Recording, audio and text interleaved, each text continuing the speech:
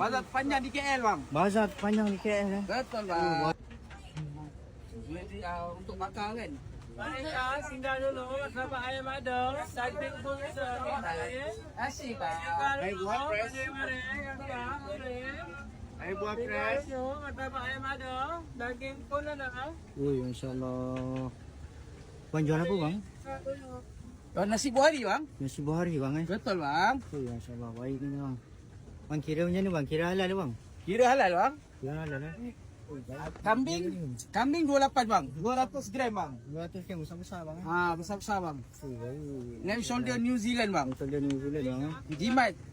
Tak payah beli tiket gini New Zealand bang. Right bawa ke Asia terus bang. Ini apa bang? Ini nasi kuali ayam seko bang. Ayam suku bang eh. Ayam seko. Masya-Allah. 45 je bang. Jimat 45.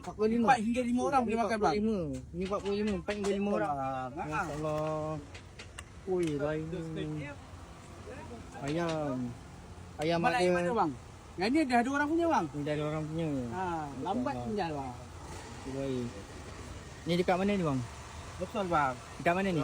Kita dekat Bazar Wangsa Maju, Bazar Ramadan Wangsa Maju bang. Wangsa Maju eh. Bersebelahan dengan Aeon bang. Ayon Wangsa Maju eh. Betul bang, betul bang.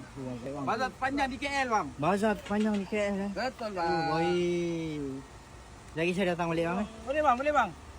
Dah lagi bang.